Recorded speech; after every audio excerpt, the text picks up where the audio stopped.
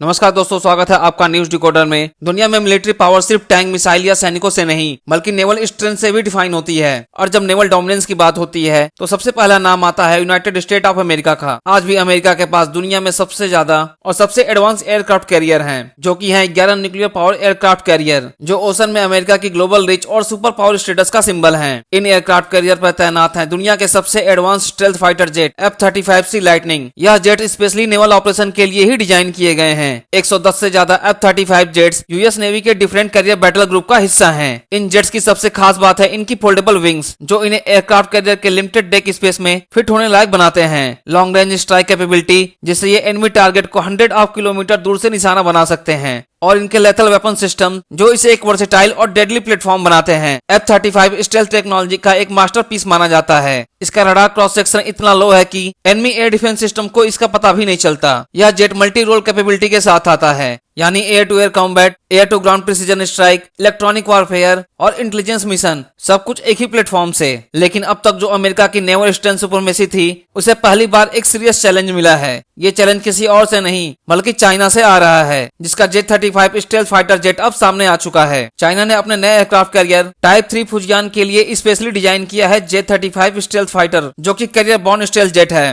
पहले इसे FC-31 या J-31 के नाम से जाना जाता था, लेकिन अब इसे J-35 के नाम से फाइनलाइज किया गया है। यह जेट ट्विन इंजन डिजाइन का है और इसमें भी स्टेल्थ टेक्नोलॉजी और इंटरनल वेपन बे और एसआर रडार सिस्टम जैसे फीचर होंगे। अगर हम कंपेयर करें तो F-35C ने नवंबर 2024 में अपना कॉम्बैट डेब्यू किया था, जब यूएस नेवी ने इसे यमन में होती रेबेल के खिलाफ एक नेवल एयर ऑपरेशन में डिप्लॉय किया। यह मिशन टेक्निकली अमेरिका के लिए एक टेस्ट था, जिसमें F-35C ने अपने स्ट्राइक और स्टेल्थ कैपेबिलिटी दिखाई। रिपोर्ट्स के मुताबिक इस जेट ने मल्टीपल ग्राउंड टारगेट को न्यूट्रलाइज किया, और वो भी बिना एनिमी रडार में डिटेक्ट हुए। लेकिन वहीं अगर बात करें J-35 की, तो J-35 ने अभी तक कोई कॉम्बैट मिशन फेस नहीं किया है। यह जेट अभी भी टेस्टिंग और ट्रायल के फेज में है, लेकिन चाइना ने इसके इनिशियल डेवलपमेंट शुरू कर दी है।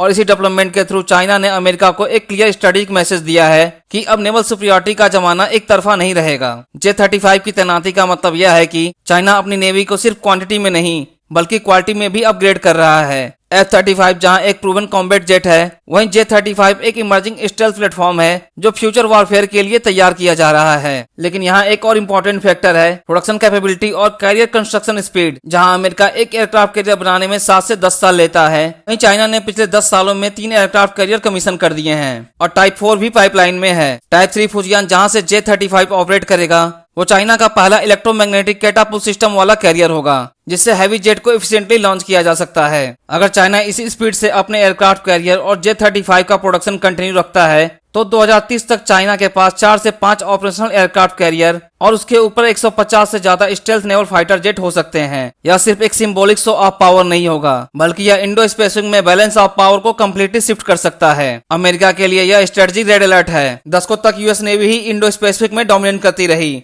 लेकिन अब South China Sea, Taiwan Strait और वेस्टर्न पैसिफिक में चाइना की प्रेजेंस एग्रेसिवली बढ़ रही है, और इसमें J-35 जैसे stealth jet major role play करेंगे। यह सिर्फ एक टेक्नोलॉजी या प्लेटफॉर्म का कंपटीशन नहीं है, यह मिलिट्री साइकोलॉजी का भी टक्कर है। जहां अमेरिका ग्लोबल रीच के लिए एयरक्राफ्ट कैरियर यूज करता है, वहीं चाइना अपने आसपास के रीजनल वाटर में एंटी एक्सेस या एंटी डिनायर स्ट्रेटेजी के थ्रू अमेरिका को पुश करने की कोशिश कर रहा है। J-35 के आने से चाइना के पास अब एक ऐसा स्टेल्थ एसेट्स आ गया है जो नॉट ओनली रीजनल नेवीज को इंटिमिडेट करेगा, बल्कि यूएस नेवी के कैरियर ग्रुप को भी चैलेंज करेगा। यह fighter jet joint combat scenario में भी फिट हो सकता है, जैसे ड्रोन के साथ coordinated attack, electronic jamming mission और डीप सी सर्विलांस रोल्स। अगर आप स्ट्रेटेजिक फ्यूचर में देखें तो अगले 10 सालों में इंडो पैसिफिक एक एरियल डॉगफाइट जोन बन सकता है, जहां J-35 और F-35C जैसे stealth fighter jet naval supremacy के लिए डायरेक्टली टकराएंगे। भारत के लिए भी यह डेवलपमेंट सिग्निफिकेंट है। भारत भी अपने इंडिजिनस एयरक्राफ्ट कैरियर प्रोग्राम को डेवलप कर रहा है, जिसमें INS विक्रांत के बाद INS विशाल जैसे प्रपोजल हैं। लेकिन भारत के पास अभी तक कोई नेवल स्टेल्थ फाइटर जेट नहीं है, जिससे यह गैप और भी क्रिटिकल बन जाता है। तो फाइनली यहाँ सवाल सिर्फ यह नहीं है कि F-35 बेटर है या J-35।